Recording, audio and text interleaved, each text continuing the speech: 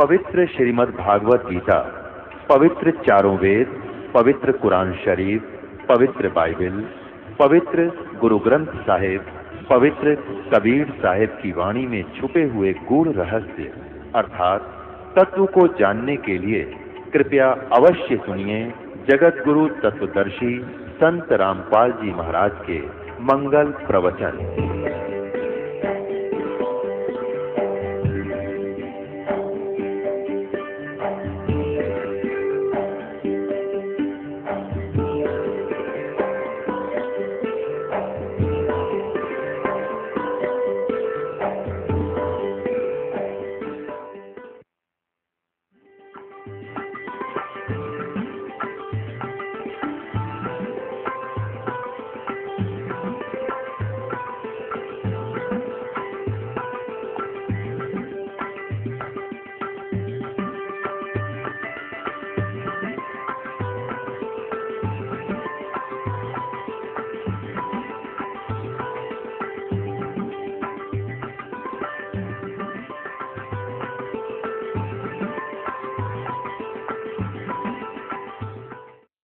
पुण्यात्माओं, ये सरपुरुष कौन है?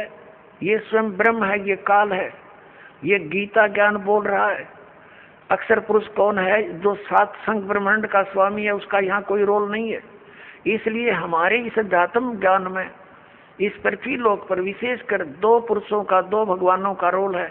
एक तो इस सरपुरुष यानी ब्रह्म का, जो श्री कृष्ण जी में प्रवेश करके गीता जी का ज्ञान बोल रहा है, जिसने ज्ञान बोला। और दूसरा परम अक्षर ब्रह्म है, जो उत्तम पुरुष तो अन्य परमात्मा की उदाहरते यह लोक चरमावि से विभर्ती अवे ईश्वर है। गीता जी अध्याय नंबर 15 के श्लोक नंबर 17 में और 8वें अध्याय के तीसरे श्लोक में गीता ज्ञानदाता स्वयं कहता है वो परम अक्षर ब्रह्म है।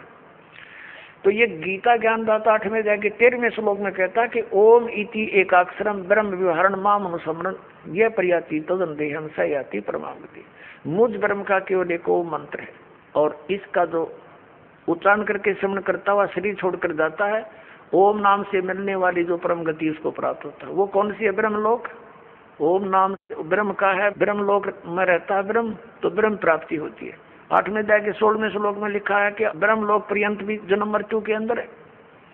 ये भी पूर्ण मोक्ष नहीं हुआ, क्योंकि ब्रह्मलोक में गए हुए प्राणी भी वापस आते हैं। और गीता ज्ञानदाता स्वयं भी कहता है दूसरे अध्याय के 12वें श्लोक में, चौथे अध्याय के 5 और 9 श्लोक में, 10वें अध्याय के दूसरे श्लोक में कि अर्जुन तेरे और मेरे बहुत जन्म हो चुके। इसलिए 18वें अध्याय के 62वें श्लोक में गीता ज्ञानदाता कहता है कि तू सर्वभाव से उस परमेश्वर की शरण में जा, उसकी कृपा से ही तू परम शांति को, सनातन परम धाम को प्राप्त होगा।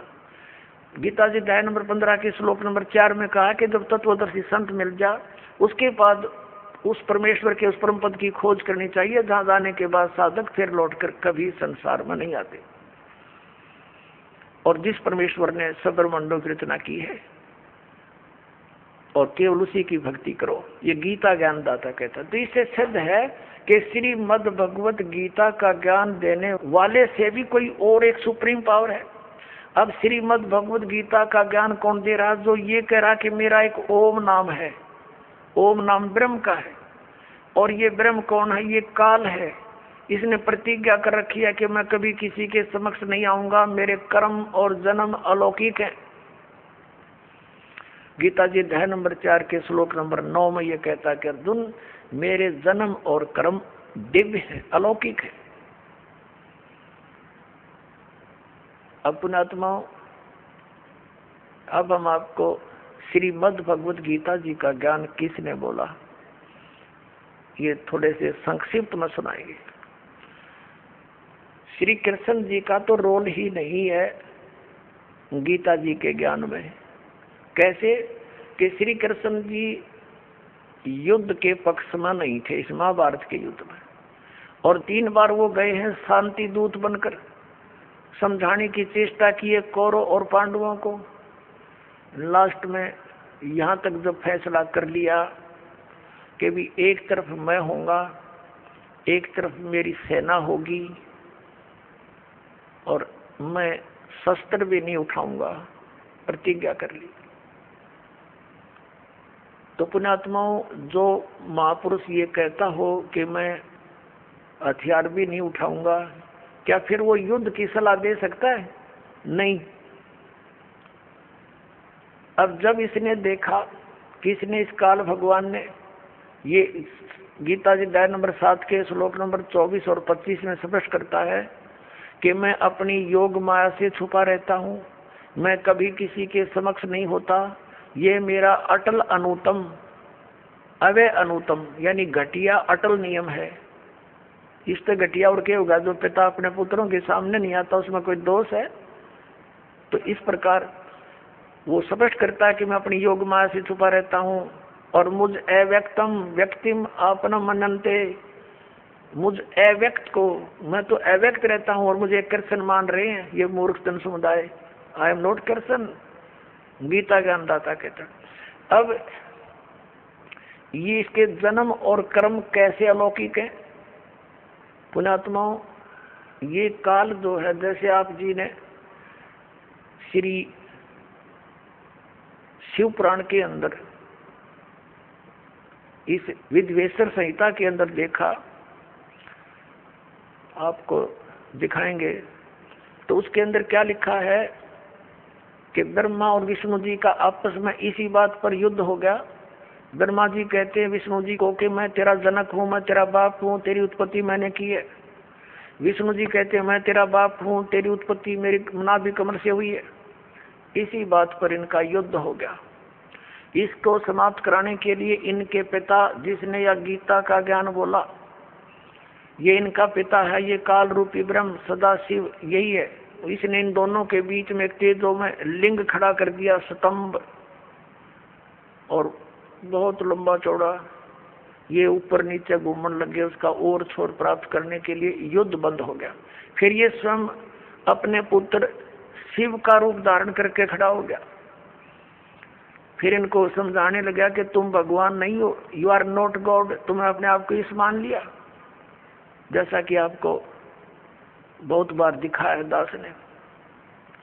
फिर ये कहता है कि पुत्रों ब्रह्मा और विष्णु को कि तुमने जो दो कृत, दो डिपार्टमेंट जैसे उत्पत्ति और स्थिति का तुमने मुझसे प्राप्त किए तपस्या करके, इसी प्रकार दो कृत महेश्वर और रुद्र को ने प्राप्त किए मेरे से। इसका मतलब ये पांचवा है जो श्री शिव पुराण का ज्ञान और ब्रह्मा विष्णु को जो ज्ञान दे रहा है, यो इनका पिता है। उसी विद्वेश्वर संहिता में इसी चैप्टर में कहता है कि मेरा एक ओम अक्षर है, नथिंग एल्स, और इसका सिमरन करो। इसका सिमरन करने से मेरा ही स्मरण होता है। तो इससे सिद्ध हो गया कि जो शिव पुराण के विद्वेश्वर संहिता के अंदर बोल रहा है वो काल है और वो शिव रूप बना के खड़ा हो गया। ऐसे ये छल करता है, किसी को ब्रह्मा रूप में दर्शन दे देता है, किसी को विष्णु जी के रूप में दर्शन दे देता है, तो वो विष्णु जी की महिमा गाने लग जाता है कि विष्णु जी आप ही भगवान हो, आप छुपाए हुए हो अपने आप को। इस प्रकार इनको भ्रम हो जाता है। और ये कैसे इसके कर्म अलौकिक है, अब आपको दिखाते हैं थोड़ा प्रमाण सदग्रंथों में। एक बार देवताओं का और असुरों का, राक्षसों का युद्ध हो गया और राक्षस विजयी हो गए, देवता भाग गए, मैदान छोड़ गए। देवताओं ने कहीं जाकर के इकट्ठा होकर भगवान विष्णु की आराधना की, और ये विष्णु रूप धारण करके ये ब्रह्मा विष्णु महेश का पिता जिसने गीता बोली, ये वहां प्रकट हो गया।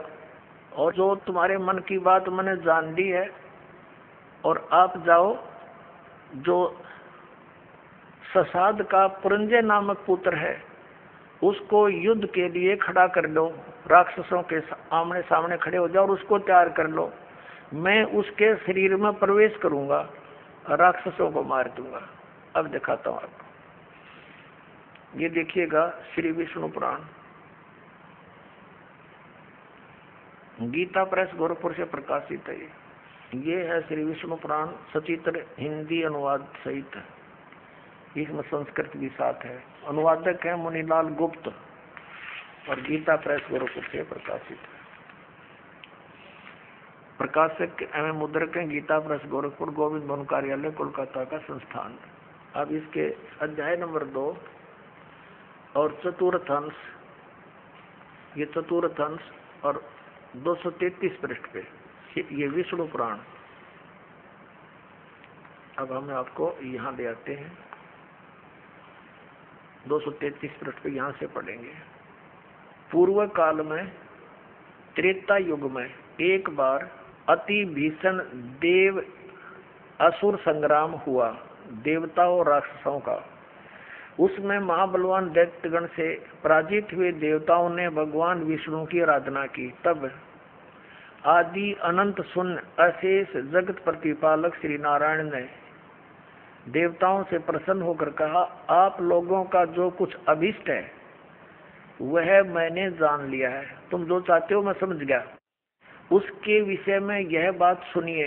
राज ऋषि ससाद का जो पुरंजय नामक पुत्र है, उस अक्षत्रिय श्रेष्ठ के शरीर में अंश मात्र से यानी कुछ समय के लिए स्वयं अवतीर्ण होकर उन संपूर्ण दैत्यों का नाश करूंगा। अतः तुम लोग पुरंजय को दैत्यों के वध के लिए तैयार करो। ठीक हो गया। अब इसने क्या किया, पुरंजय को खड़ा कर दिया, देवताओं ने समझा बुझा के, और राक्षस भी सामने हो गए। ये काल जो है उस पुरंजय के अंदर प्रवेश कर गया, क्योंकि ये 1000 भुजा का 1000 कला का मालिक है। ब्रह्मा विष्णु महेश ये 16 कला के मालिक हैं, तो इसमें शक्ति ज्यादा। इसने उन सब राक्षसों को मार डाला। तो अब दूसरा उदाहरण देते हैं आपको। एक समय गंधर्वों का और नाग वंशियों का, नाग गोत्र के व्यक्तियों का आपस में युद्ध हो गया। तो गंधर्वों ने नागों को पराजित कर दिया और उनके सब धन लूट लिया। तो फिर नाग वंशियों ने यानी नाग गोत्र वाले व्यक्तियों ने इकट्ठे होकर भगवान विष्णु की आराधना की। फिर ये विष्णु रूप में काल प्रकट हो गया।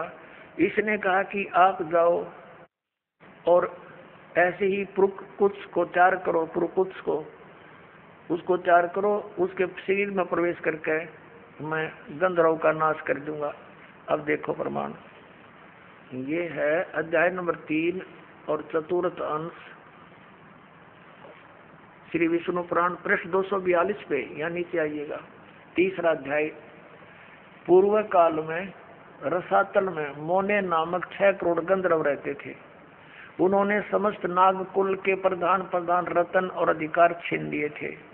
गंधर्वों के पराक्रम से अपमानित उन नागेश्वरों द्वारा स्तुति किए जाने पर उसके श्रवण करने से जिनकी विकसित कमल सदृश आंखें खुल गई हैं, निंद्रा के अंत में जागे हुए उन जलशाही भगवान सर्वदेवेश्वर को प्रणाम कर उनसे नाग गणों ने कहा, भगवान इन गंधर्वों से उत्पन्न हुआ हमारा भय किस प्रकार शांत हो। तब आदि अनंत रहित भगवान पुरुषोत्तम ने कहा, यो नासव के पुत्र मान धाता का जो यह पुरकुत्स नामक पुत्र है, उसमें प्रविष्ट होकर मैं स्पष्ट कर दिया, प्रविष्ट होकर उसमें प्रवेश करके मैं उन संपूर्ण दुष्ट गंधर्वों का नाश कर दूंगा। हो गया स्पष्ट। अब इसके कर्म अलौकिक ऐसे हैं, ये कहता मेरे कर्म दिव्य हैं। इसी प्रकार इसने श्री कृष्ण जी में प्रवेश करके गीता का ज्ञान वेदों वाला प्लस में अपने युद्ध कराने की जो अटकलबाजी, ये श्रीमद् भगवद गीता नाम से 18 अध्याय इसने बोले, और आखिर में डरा धमका कर विराट रूप दिखाकर भयंकर रूप दिखाकर जिसको देख करके अर्जुन कांपन लग गया, अर्जुन जैसा योद्धा, और लास्ट में डरते ने हाँ भर ली अर्जुन ने कि उसने सोच लिया कि इसका उद्देश्य युद्ध करवाना है,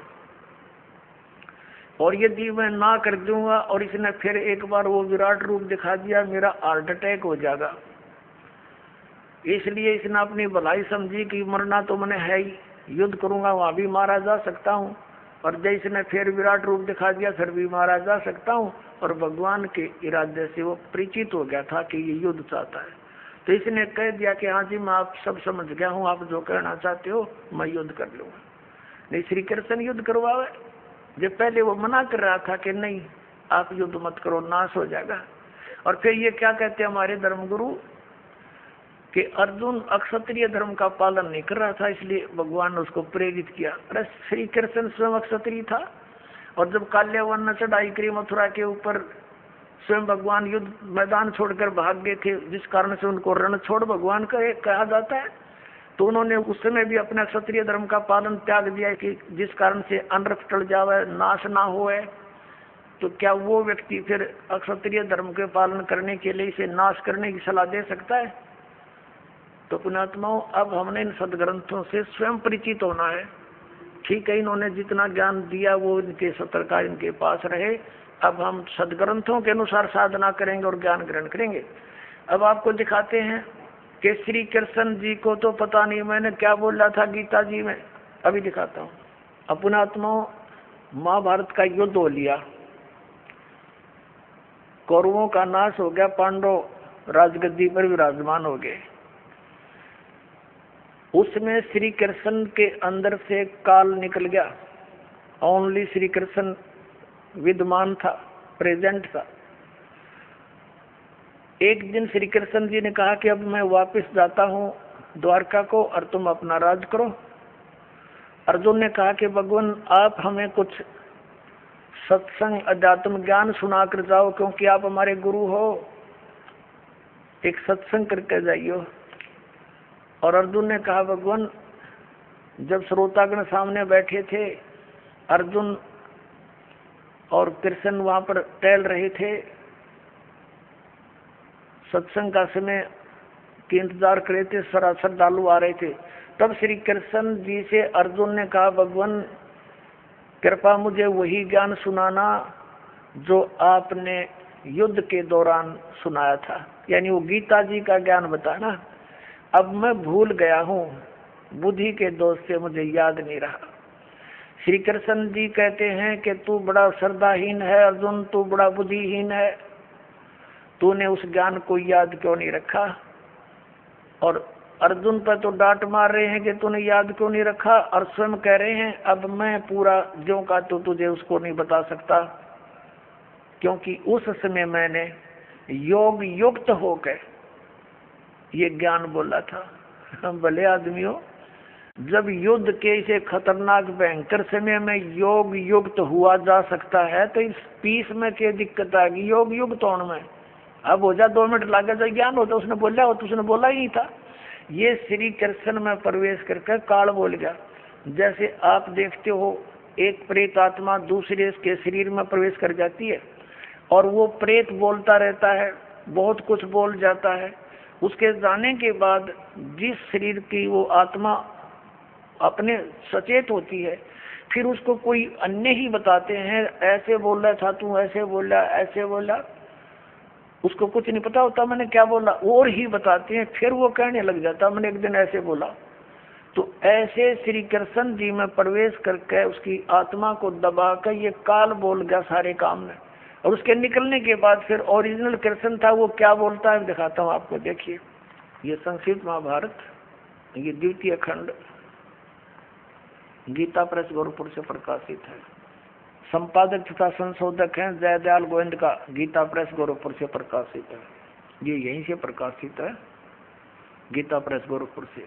इसके 667 पृष्ठ पर आप जी को ले चलते हैं। ये देखिएगा, पृष्ठ नंबर 667, 667, और ये है संक्षिप्त महाभारत।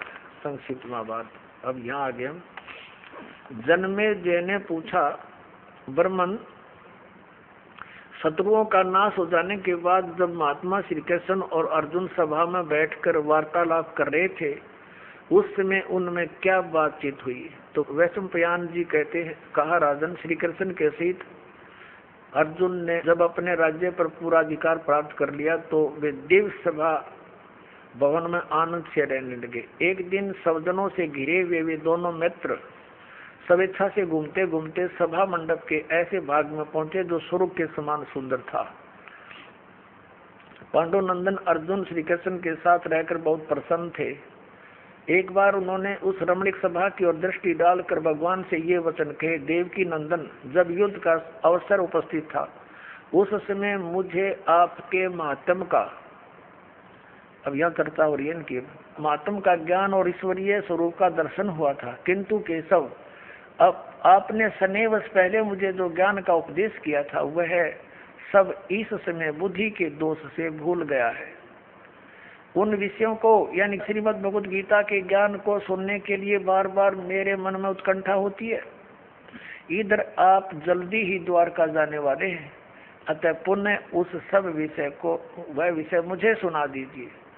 वैशंपायन जी कहते हैं, अर्जुन के ऐसा कहने पर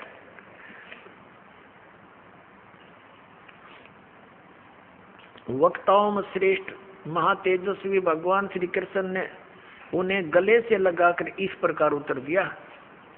श्री कृष्ण बोले, अर्जुन, उस समय मैंने तुम्हें अत्यंत गोपनीय विषय का श्रवण कराया था, अपने स्वरूप भूत धर्म सनातन पुरुषोत्तम तत्व का परिचय दिया था और नित्य लोकों का भी वर्णन किया था, किंतु तुमने जो अपनी नासमझी के कारण उस उपदेश को याद नहीं रखा, यह जानकर मुझे बड़ा खेद हुआ है। उन बातों को अब पूरा पूरा स्मरण होना संभव नहीं जान पड़ता। पांडु नंदन, निश्चय ही तुम बड़े श्रद्धाहीन हो, तुम्हारी बुद्धि अच्छी नहीं जान पड़ती। अब मेरे लिए उस उपदेश को ज्यों का त्यों दोहरा देना कठिन है, क्योंकि उस समय योग युक्त होकर मैंने परमात्म तत्व का वर्णन किया था। पुण्यात्मा, अब आपके कति समझ में आ जाएगी। यो ज्ञान बोला किसने? श्री कृष्ण जी का था, रोल नहीं गीता के ज्ञान में।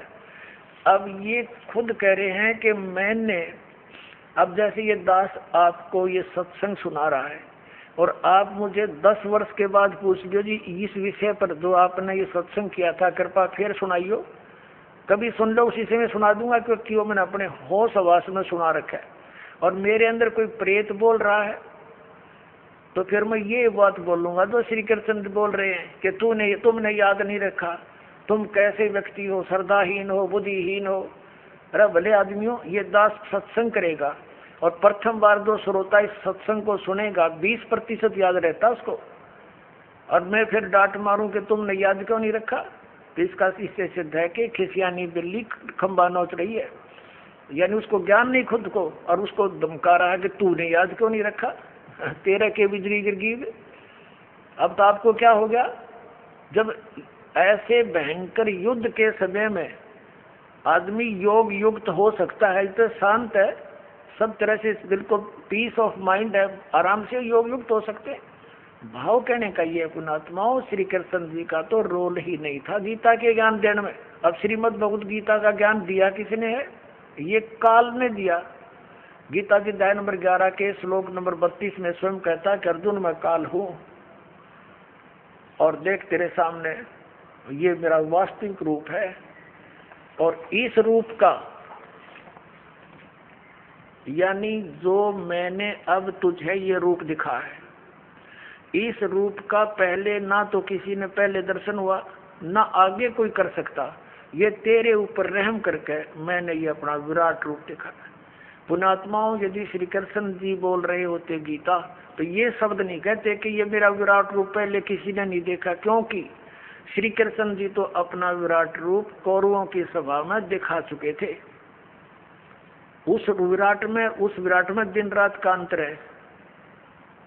पुणात्माओं, एक तो 60 वाट का बल्ब हो, ट्यूब हो, और एक हो 1000 वाट की, तो कितना अंतर है? ट्यूब दोनों है, लेकिन वो 1000 वाट वाली 60 वाट वाली से भिन्न होती है। तो इसी प्रकार इन दोनों ने ही विराट रूप दिखाया था, उसमें भिन्नता थी। और ये शब्द श्री कृष्ण जी नहीं कह सकते कि पहले किसी ने नहीं देखा और आगे कोई नहीं देख सकता। तो इससे सिद्ध है गीता ज्ञानदाता श्री कृष्ण नहीं, उसके अंदर प्रवेश करके काल बोल रहा। वो 1000 भुजा का भगवान है, 1000 कला का है, सहस्रा बाहु। अब 11वें अध्याय के 21वें श्लोक में अर्जुन कहता है कि हे सहस्रा बाहु, हे 1000 भुजा वाले भगवान, अपने उसी चतुर्भुज रूप में आ जाओ। क्योंकि वो श्री कृष्ण मान रहा था उसको, और श्री कृष्ण इज विष्णु, विष्णु इज विष्णु जी जो है ये 4 भुजा के भगवान है। अब इस दास की नजरों से आपको पता चलेगा कि श्रीमद् भगवद गीता का ज्ञान किसने बोला। और अन्य प्रमाणिक ये है कि श्री कृष्ण तो अर्जुन के साले थे। श्री कृष्ण की बहन अर्जुन को ब्याही थी सुभद्रा जी, अपने साले को पहचानने से भूल गया वो। श्री कृष्ण नहीं था वो। श्री कृष्ण से बाहर निकलकर वो काल देख रहा था, ऐसा भयंकर रूप दिखाया, और श्री कृष्ण अलग खड़े हैं, ओझल हो गए उसके प्रकाश में, तेज में। तब अर्जुन पूछता है, हे महानुभाव आप कौन हो, मैं आपको नहीं पहचानता। तो क्या श्री कृष्ण थे वह? और भी ढेर सारे प्रमाण हैं कि श्री कृष्ण जी ने गीता का ज्ञान नहीं कहा। श्री कृष्ण जी ने पहले कभी काल नहीं कहा अपने आप को, बाद में कभी काल नहीं कहा। श्री कृष्ण जी के पास तो ये जितनी गौवें थी, ग्वाल बाल थे, गोपियां थी, सब आकर के प्यार पाते थे, उसकी तरफ देखते रहते थे, निहारते रहते थे। क्या वो काल हो सकते? तो पुण्यात्मा, श्रीमद् भगवद गीता का ज्ञान इस सर्वपुरुष ब्रह्म ने दिया, जो ब्रह्मा विष्णु महेश का पिता है, और इसी को हमारे धर्मगुरु परम ब्रह्म बोलते हैं। इस काल को कि ये मूर्ति रहित है, ये आकार में आया तो सदाशिव बन गया, ब्रह्मा जी बताते हैं। और फिर इसने अपने शरीर से एक स्त्री की निकाली अपने शरीर से, जो इसके श्रीअंग से अलग होने वाली नहीं थी। वो कौन थी? वो दुर्गा थी। वो परमेश्वर ने निकाली थी इस काल के पेट से, जो आपको सृष्टि रचना में बहुत बार बताया और सुनाया गया है। तो ये श्री शिव पुराण के अंदर आप देखते हो, रुद्र संहिता के अंदर आपको कल भी दिखाया था और भी दिखाएंगे समय आने पर। तो उसके अंदर स्पष्ट है कि श्री दुर्गा जी से और श्री शिव यानी इस कसत काल रूपी भगवान से विष्णु जी की उत्पत्ति हुई, इन दोनों के सृष्टि क्रम से, और ऐसे ही ब्रह्मा जी की उत्पत्ति की। और फिर विद्वेश्वर संहिता में ये आपने देख लिया, 5 बोलने वाला ये अलग है, और शिव विष्णु ब्रह्मा और रुद्र ये चारों को ये उपदेश दे रहा है। तो ये काल रूपी ब्रह्म जो है, इसने गीता जी का ज्ञान बोला, और इसने अपनी स्थिति बताई कि तेरे और मेरे बहुत जन्म हो चुके अर्जुन, तो नहीं जानता मैं जानता हूँ। और इसलिए परम अक्षर ब्रह्म की तरफ 18वें अध्याय के 62वें श्लोक में इसने कहा है, यदि तूने पूर्ण मोक्ष चाहिए, परम शांति की अवस्था चाहिए, तो उस परम अक्षर ब्रह्म की शरण में जा, उसकी कृपा से ही तू परम शांति को और सनातन परम धाम को प्राप्त होगा। फिर उसके लिए ऑप्शन छोड़ दिया कि उसके लिए तत्वदर्शी संतों की खोज कर, वो संत जैसे बताए तू वैसे भक्ति कर, तो तेरा पूर्ण कल्याण होगा। बोलो सतगुरुदेव।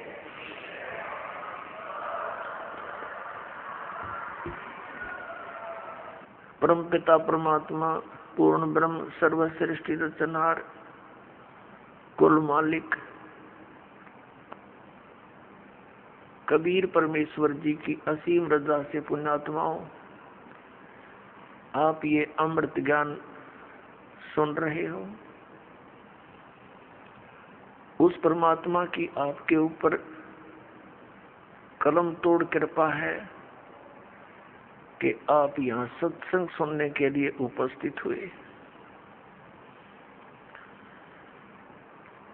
परमात्मा स्वयं आते हैं सतलोक से चलकर इस काल के गंदे लोक में। प्रत्येक प्राणी भ्रमित किया हुआ होता है काल के दूतों द्वारा।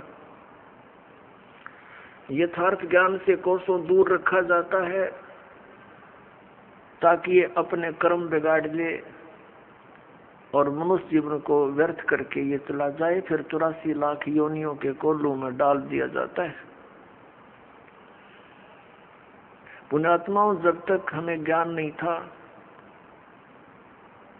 हमने सत्संग सुनने को मिला नहीं था, तो हम अपने उस परंपरागत कर्म को जो हमारे दादे परदादे करते हुए आ रहे थे, उसी को अंतिम मानकर समर्पित हो चुके थे। लेकिन भगवान की कसक अवश्य रह रहकर आत्मा में उठा करती थी कि भक्ति भगवान की करनी चाहिए। फिर ये लोक वेद सुनने को मिला हुआ था। तो उसी आधार से कोई कभी हनुमान जी की पूजा करते, कभी श्री कृष्ण जी के गुणगान करते, कभी विष्णु जी की महिमा सुनते, कभी रामायण महाभारत सुनकर अपनी संतुष्टि कर लिया करते थे। परमात्मा ने आकर के ये ज्ञान दिया कि मनुष्य जीवन परमात्मा प्राप्ति के लिए ही प्राप्त होता है। मनुष्य जीवन पाकर के जो भक्ति नहीं करते वो तो वैसे ही कर्म कर रहे हैं जैसे अन्य प्राणी किया करते हैं। संतानों उत्पत्ति, उन्हीं की देख रेख और सब उसके पालन पोषण में, और उन्हीं के फिर आगे संतान की कामना करते हुए हम अपना जीवन नष्ट कर जाते थे। क्योंकि मनुष्य जीवन का एक मुख्य कार्य परमात्मा की भक्ति, आत्म कल्याण ही मूल रूप से है, और इसका हमें ज्ञान नहीं था, जिस कारण से हम जो कुछ होना था हमारे भाग्य में उसी को ये सोच रहे थे कि हम कर रहे हैं। जैसे हम छोटे से थे तब ये बुजुर्ग आपस में बैठ कर बातें किया करते थे। एक कहता था कि मेरे 2 लड़के 2 लड़की हैं, और सबको ब्याह दिया, शादी कर दी, और भगवान ने दया कर दी, सबके संतान है, और पुत्र पुत्रियां सबके भगवान ने दे रखी है। मेरा काम पूरा हुआ। अब बेशक भगवान उठा ले, यानी बेशक मृत्यु हो जाए, मेरा काम पूरा हो गया। अब हम उसी बात को फाइनल मान बैठे थे कि इतना ही काम होता है मनुष्य का। अपने आत्मा परमात्मा के ज्ञान की रोशनी से पता चला कि ये काम जो मनुष्य जीवन से करना था वो तो स्टार्ट भी ना किया आपने, ये तो जीवन नष्ट कर दिया, सफल नहीं हुआ आपका। जैसे कोई ये कहता है कि मैंने ये कर दिया, मैंने ये कर दिया, मैं ये कर दूंगा, ये जीव की भारी भूल है। जैसे विवाह के उपरांत प्रत्येक प्राणी की इच्छा होती है कि हमारे पुत्र प्राप्ति हो। पुण्यात्मा, वैसे तो अध्यात्म मार्ग के अंदर पुत्र और पुत्री में जरा सा भी अंतर आपके हृदय में नहीं रहेगा जब ज्ञान समझ में आ जाएगा।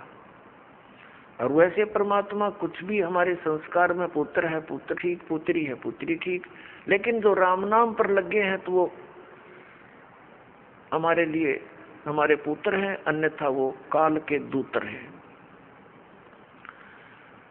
अब परमात्मा ने क्या बताया कि जैसे मान लीजिए आप कोई यूं कहे कि मेरा काम पूरा हो गया, मैंने ऐसा कर दिया, बच्चे ब्याह दिए, कोठी बना दी और ऐसा वैसा कर दिया, ये भूल है प्राणी की। जैसे विवाह के उपरांत प्रत्येक प्राणी की इस लोक वेद के आधार से, दंत कथाओं के आधार से इच्छा होती है कि भगवान पुत्र दे, और बेटी हो जाती है, जन्म बेटी का हो जाता है। फिर पूरे परिवार की आस्था रहती है भगवान अगला तो पुत्र दे, और वो भी बेटी होगी। तीसरी आस करी पुत्र की, वो भी बेटी होगी, चौथी भी बेटी, 5वीं भी पुत्री होगी। तो क्या आपका चाहा हुआ, क्या आपका किया हुआ वही हुआ जो आपके भाग्य में लिखा हुआ था। तो पुण्यात्माओं, समझदार को संकेत ही काफी होता है। अब हमने जो करना चाहिए था वो सत्संग से ज्ञान हुआ। वो क्या ज्ञान हुआ? परमात्मा ने आके बताया कि जब तक ये प्राणी सुखी है, इस झूठे सुख को प्राप्त है, तब तक तो ये समझता है कि मैं बिल्कुल ठीक ठाक हूं। क्योंकि जब तक प्राणी के पूर्व जन्म के पुण्य शुभ संस्कार चलते हैं, तब तक वो कितने खोटे काम करो, उसके प्रारब्ध में लिखा हुआ पिछले जन्म का उसको पुण्य मिलता ही रहेगा। पुत्र भी होंगे, पुत्री भी होंगी, और वो संतान भी नेक हो सकती है। लेकिन आगे भक्ति ना करने से जैसे बैटरी चार्ज होती है और वो बैटरी चार्ज है तो वो सारे काम कर रही है, पंखा भी चल रहा है, ट्यूब भी जग रही है, लेकिन चार्जर ना लगाने से उसकी अक्षमता समाप्त हो जाएगी, वो डाउन होगी और फिर उसके बाद सब सुविधाएं समाप्त हो जाएंगी। तो इसी प्रकार पूर्व जन्म के संस्कारी प्राणी पिछले जन्म जन्मांतरों के शुभ संस्कार किए हुए उनके साथ हैं। वो चाहे कुछ भी भक्ति ना करो, सारा दिन गुट्टी लाओ, ताश खेलो, चाहे कितना सफल अपने आप को समझता है, चाहे मंत्री बना, चाहे प्रधानमंत्री बना हुआ है, वो उसके पूर्व जन्म की बैटरी चार्ज है और जिसमें वो डाउन होगी उसमें देखना क्या हाल होगा। तो हमें अब पता चल गया इस बात का, हमने पहले से चार्जर लगा दिया अपना, भगवान की दया होगी चार्जर मिल गया ठीक ठाक हमें, तो हमारे ऊपर ये आपदाएं नहीं आवेंगी, नहीं तो फिर भगवान की भक्ति की आवश्यकता ही नहीं। यदि कोई आपदा आई भी तो परमात्मा ऐसी मदद करेगा दुनिया देखती रह जाएगी। इसलिए परमात्मा की खोज में ये प्राणी बहुत युगों से लगा हुआ है और अब वो साधना, वो भगवान हमें मिल गया जो हमारी प्रोटेक्शन करता है, हमें जो बचाव करता है और मोक्ष देता है। हमारे प्रारब्ध के यानी संस्कारों के, किस्मत के, पाप कर्मों के कारण होने वाले जो कष्ट हैं उनका भी वो निवारण कर देता है। पुण्यात्मा परमात्मा ने आके हमें ज्ञान दिया, दुख में सुमरण सब करें, सुख में करे ना कोई, जय सुख में सुमरण करे तो दुख काहे को होई। सुख में सुमरण किया नहीं, दुख में करते याद, कहे कबीरता दास की कौन सुने फरियाद। परमात्मा ने आके बताया कि दुख में तो सब भगवान को याद करते और सुख में याद नहीं करते, सुख में सुमरण किया नहीं और फिर दुख में करते याद, कह कबीरता दास की फिर कौन सुने फरियाद। तो पुण्यात्माओं, जो व्यक्ति आज अपने आप को इस झूठे सुख में सुखी मानता है और वो इन आपदाओं के आने से पहले ही परमात्मा के चरणों में लग जाता है, भक्ति करता है, तो उसके ऊपर आने वाले कर्म के कष्ट नहीं आएंगे। और जो इस झूठे सुख में मस्त है, पुण्यात्मा, प्रत्येक प्राणी का प्रारब्ध बनाया जाता है। प्रारब्ध बोलते हैं हमारे पुण्य और पाप, वहाँ भगवान के दरबार में संचित हैं, डिपॉजिट है बैंक में। तो उनमें से जब हमारा मनुष्य जीवन आता है, एवरेज रेशो में पुण्यों के हिसाब से पुण्य निकाल लिए जाते हैं और पापों के हिसाब से पाप, दोनों का मिश्रण करके आपको एक मनुष्य शरीर मिलता है। जिनके पुण्य अधिक संचित हैं उनकी पुण्य की रेशो जीवन में ज्यादा होती है, लेकिन पापों का समावेश भी अवश्य होता है। तो जब तक पुण्य चलते हैं तब तक तो ये सोचता है कि मेरे ऊपर कुछ नहीं होने वाला, और जब पापों का दौर शुरू होता है फिर ये भटकता है, रोता है बुरी तरह टक्कर मार मार के, फिर परमात्मा को याद करता है। उसमें परमात्मा उस विषय में कहते हैं, अच्छे दिन पाछे गए गुरु से किया ना हेत, अब पछतावा क्या करे चिड़िया चुगेगी खेत। फिर परमात्मा दयालु है, कहते हैं पीछे गई सो जान दे, ले रहती को राख, उल्टी ला चढ़ाइयो, करो अपूठी चाक। अब दयालु क्या बताते हैं कि अच्छे दिन पीछे गए, सतगुरु की तलाश की नहीं, और अब क्या पछतावा करे, समय रहते अपने खेत की रखवाल करी नहीं, खेत को चिड़ियों ने खा लिया। फिर परमात्मा कहते हैं कि चेत सके तो चेत ले, आधा आधा पदा उभार, कि जो थोड़ा बहुत बचा है तेरा अब इसको संभाल ले, इसको उभार ले, अब भी बात बन जाएगी।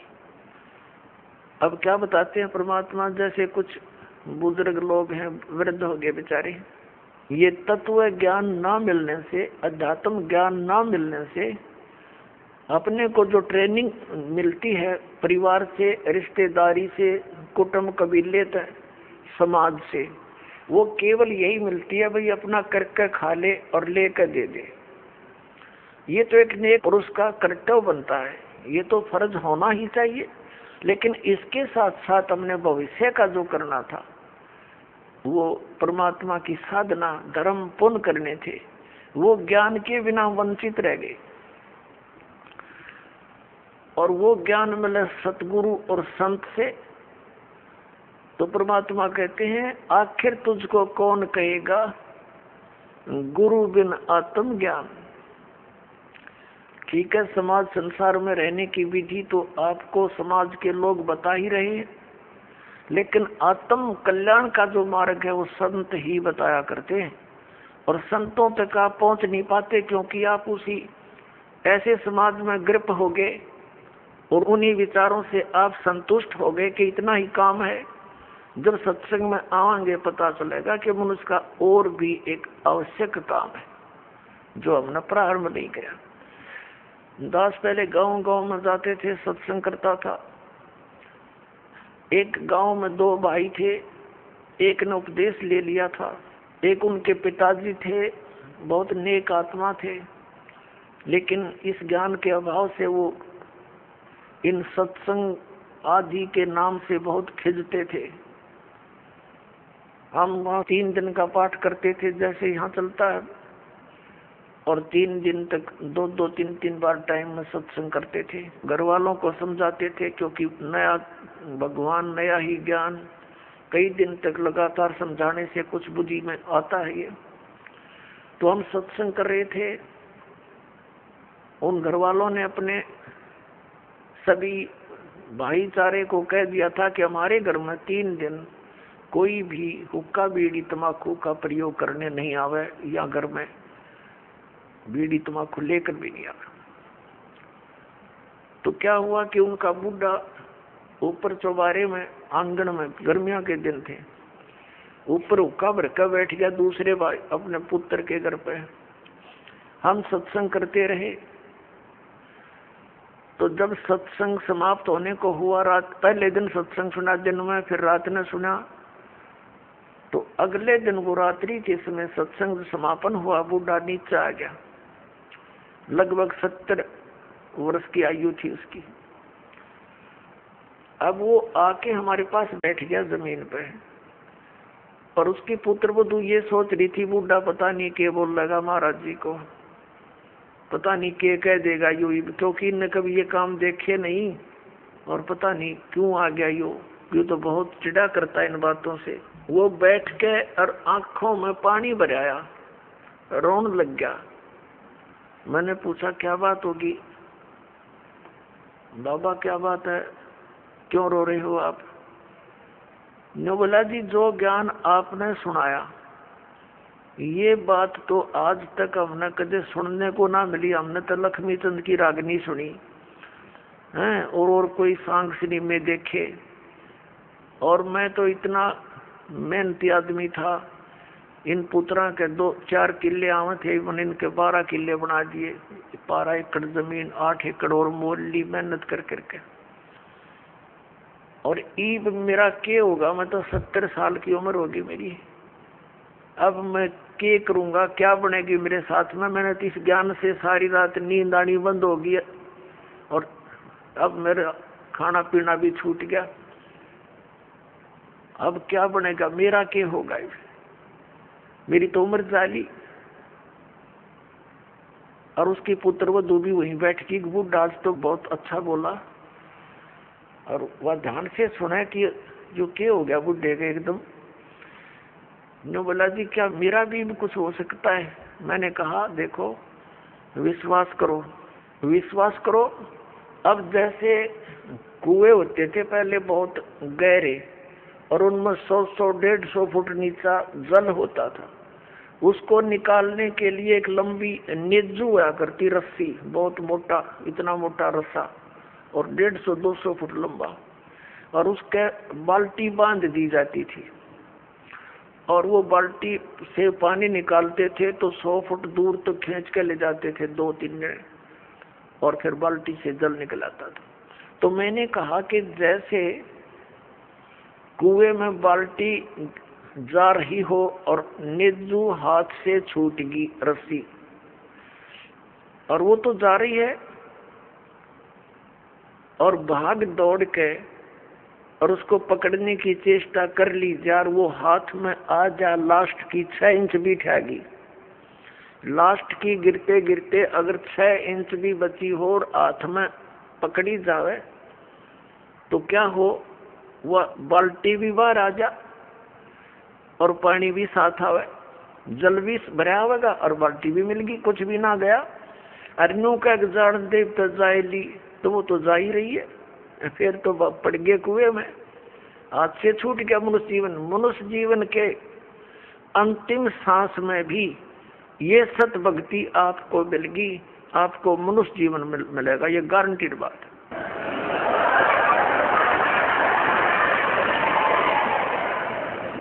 और आप क्या तो अभी 70 वर्ष है, एवरेज 80-90 तो मानते हैं मनुष्य की आयु, और आप तो स्वस्थ दिखाई देते हो, करड़े हो, खूब तगड़े, और नाम लो पर ओका बीड़ी शराब तम्बाकू ये छूना नहीं पड़ेगा।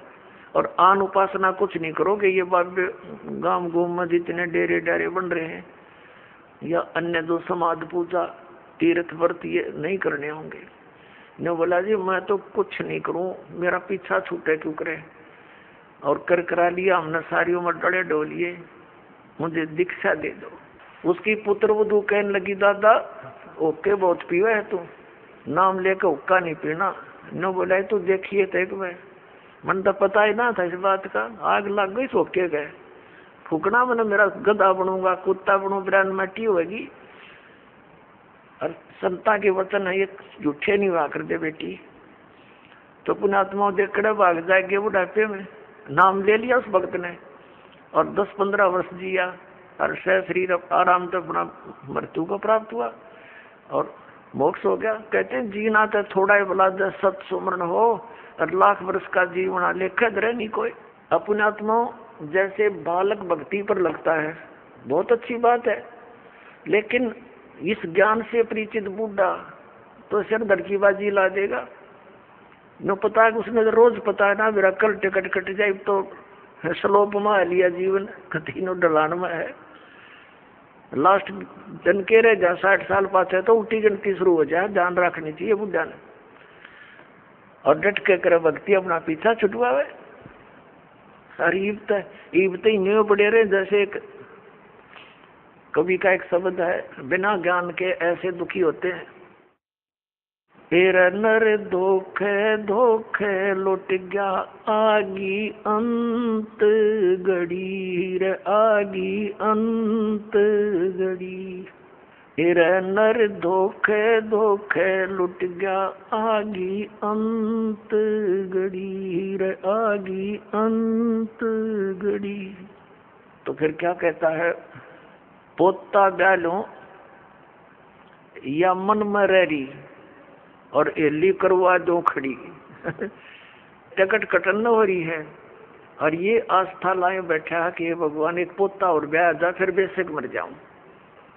और फिर नो के एक छोरे किया, एक और मकान बन जा, बस फिर क्या कहने बेशक मर जाऊं।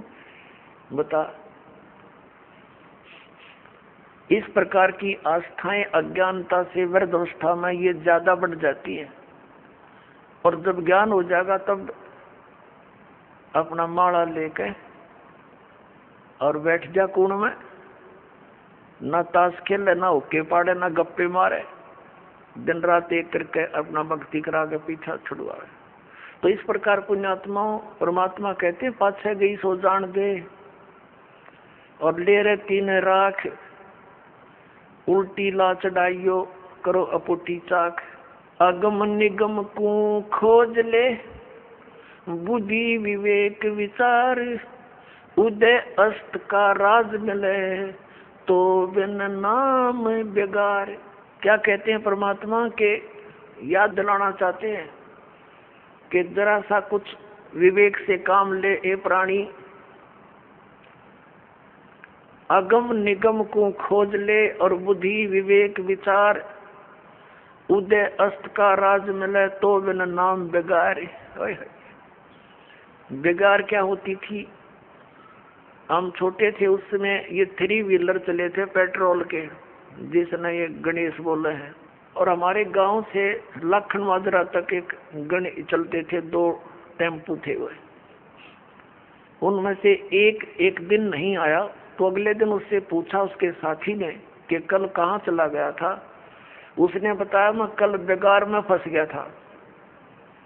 बेगार क्या होती थी? पहले इन पुलिस वालों के पास गाड़ी गुड़ी तो होती नहीं थी, और किसी को पकड़ लेते थे, ऐसे को भाड़ा करने वाले को कहीं रेड लगानी होती, कोई चोर उचक्का पकड़ना होता तो उसने पकड़ ले जाते, सारा दिन उसकी रेल बनाए रखते। वो तेल भी अपने दोहरे डालता और सारा दिन इधर चल उधर चल, सुबह पकड़ लेते, रात के 12 बजे छोड़ते, 1 मिनट का चैन नहीं, और खर्चा करते हैं।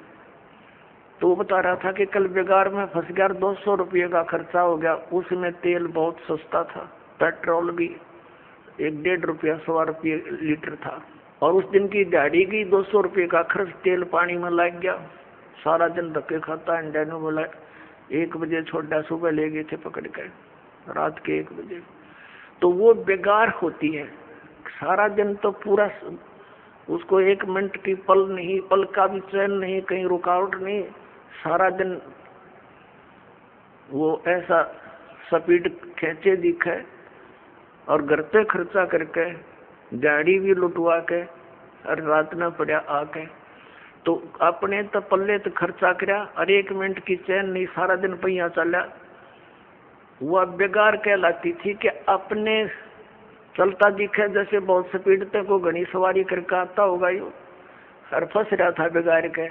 तो परमात्मा याद दिलाते हैं कि जो परमात्मा की भक्ति नहीं करते वो चाहे पूरी पृथ्वी का राजा है, आपने नो दिखे कि तो बड़े आगे पाछे इसका सलूट मारनी है और बड़ी जय जयकार हो रही है। परमात्मा कहते हैं ये तो 3 व्हीलर वाला है, अपने पल्ले तो पैसे खर्च कर रहा है और खूब चहल पहल दिखाई देती है, अंत में इसकी वाह बिरन माटी होगी, याद रखेगा। अगम निगम को खोज ले, बुद्धि विवेक विचार, उदय अस्त का राज मिले, तो बिन नाम बेगार। यह भक्ति नहीं है तो यु राजा पूर्व जन्म की कमाई को बर्बाद कर रहा है, और आगे की दाढ़ी बनती नहीं, क्योंकि ये नाम जाप ठीक नहीं कर रहा है। तो इसलिए परमात्मा कहते हैं बिन उपदेश अचंभ है, ये क्यों जीवत है प्राण, भक्ति बिना का ठोर है, ये नर नाही पाषाण। परमात्मा कबीर परमेश्वर जी कहते हैं कि बिना उपदेश लिए, बगैर गुरु धारण किए ये मनुष्य, ये जीव किसको आधार मान के जी रहा है। मुझे इस चीज का आश्चर्य हो रहा है। और भक्ति बिना का ठोड़ है, ये नर नाही पाषाण। ये तो पत्थर हैं जब इस मनुष्य जीवन को बर्बाद कर रहे हैं, ना कोई आधार। यदि हम बच्चों को आधार मानते हैं तो हमारी ये मृत्यु हो जाती है, तो बच्चे हमारे कहाँ से हुए? हमारे सामने बच्चों की मृत्यु हो जाती है तो ये आधार निराधार था, हमारा भूल थी हमारी कि हम इसीलिए जी रहे थे। हमारा आधार होना चाहिए मोक्ष, और मोक्ष के लिए पूर्ण संत की आवश्यकता होती है, सतभक्ति की आवश्यकता होती है। तो वो सभी समय संयोग इस कलयुग में आके इकट्ठे होते हैं, जो अब आपके लिए रजा कर रखी भगवान ने। संत पूरा हो, पूर्ण परमात्मा की भक्ति हो, शास्त्र अनुकूल हो, अधिकारी हो नाम देने का, तो ऐसे संयोग, ऐसे नंबर कदे कदे जुड़ा करे, जो आज सारे नंबर मिल गए और अब केवल नाम लेना है, बुराइयों से बचना है, मोक्ष हो जाएगा। परमात्मा क्या कहा करते, यो सौदा फिर नाही संतो, यो सौदा फिर नाही, यो सौदा फिर नाही रे संतो, ये सौदा फिर नहीं। लोहे जैसा ताव जात है, लोहे जैसा ताव जात है, ये काया दे सराही रे संतो, यो सौदा फिर नहीं, ये सौदा फिर नहीं संतो, यो सौदा फिर नहीं। ये मनुष्य जीवन का मिलना बार बार नहीं होता। किसी सदग्रंथ को उठाकर देख लो, किसी महापुरुष के विचार देख लो कि मानुष जीवन दुर्लभ है, ये मिले न बारंबार, और जैसे तरवर से पत्ता टूट जाए वो फिर नहीं लगता डार।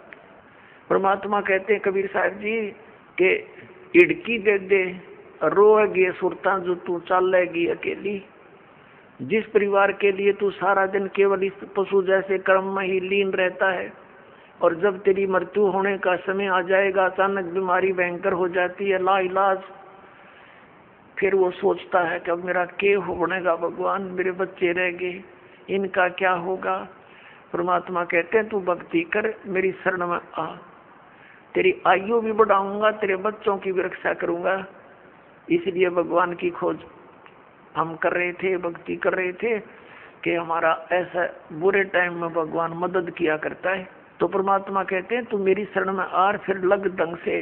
कहते हिड़की दे दे रोएगी सुरता, आत्मा को कह रहे हैं जब तू चल रहेगी अकेली। जिस परिवार को अपना मान रहा था वो तो यहीं रह गया, तेरी बाह पकड़ के ले जाएंगे यम के दूत, फिर न कह पछाड़ खा रोएगी तू आत्मा, क्योंकि तेरा कोई संभालने वाला होगा नहीं, तेरा भगवान परमात्मा साथ दे नहीं, क्योंकि आपने उसकी साधना की नहीं विधिवत। और यदि आपने सत भक्ति कर रखी है और आपका यहाँ से जाना भी तो है ही सभी ने, लेकिन मालिक आपके साथ खड़ा पाओगा जब कहेगा बेटा मेरे साथ, और यम के दूत दूर हो जाएंगे, न एक दूर कति 100 कोस दूर खड़े पाओगे। तो हमने उस दिन की भी अब थोड़ी सी चिंता करनी चाहिए जब संसार छोड़ कर चलेंगे।